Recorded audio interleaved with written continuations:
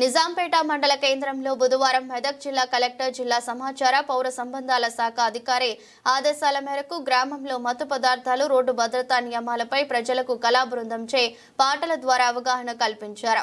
ఈ సందర్భంగా మాట్లాడుతూ ప్రభుత్వం ప్రవేశపెడుతున్న సంక్షేమ పథకాలు అర్హులైన ప్రతి ఒక్కరూ సద్వినియోగం చేసుకోవాలన్నారు।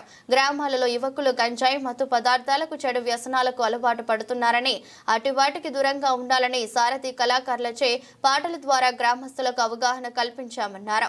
డ్రైవింగ్ లైసెన్స్ పొందిన వారికి వాహనాలను అందించాలని, డ్రైవింగ్ లైసెన్స్ లేని యువకులకు వాహనాలు ఇస్తే తల్లిదండ్రులపై కేసు నమోదు చేశారని, ప్రతి ఒక్కరూ రోడ్డు భద్రతా నియమాలను పాటించాలన్నారు।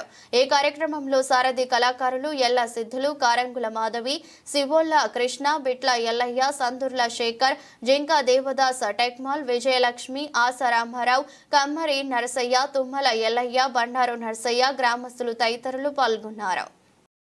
ఆధ్వర్యంలో నిజాంపేట్ గ్రామంలో మండలంలోని ఈ రోజు రోడ్డు ప్రమాదాలపై అనేక రకాలుగా ఇబ్బందులకు గురవుతున్నారని చెప్పి ప్రభుత్వం ఆలోచన చేసి ఈ రోజు రోడ్డు ప్రమాదాలకు అరికట్టాలనే ఉద్దేశం కొద్దీ అలా 18 సంవత్సరాలు నిండిన పిల్లలు బైకులు నడపొద్దని చెప్పి ఆ బైకులు నడిపితే కూడా లైసెన్స్ రద్దు చేసి తల్లిదండ్రులను కూడా జైలు పెట్టడం జరుగుతుంది। మత్తు పదార్థాలకు తీసుకొని ఇలా బైకు నడిపితే కూడా మెదకు కోర్టుకు పోయి కూడా ఫైన్లు కడుతున్నారు। కానీ మనం ఏం చేస్తున్నాం, మత్తు తీసుకొని ఎందుకు నడుపుతున్నాం? అనేక రోడ్డు ప్రమాదాలకు గురై భార్య పిల్లలకు దూరమై, తల్లిదండ్రులకు దూరమై, కొడుకులకు బిడ్డలకు దూరమై అనేక రకాల ఇబ్బందులకు గురవుతున్నాం। ఇవన్నీ గమనించిన ప్రభుత్వం ఈరోజు రోడ్డు ప్రమాదాలపైన చర్యలు చేపట్టడం జరిగింది।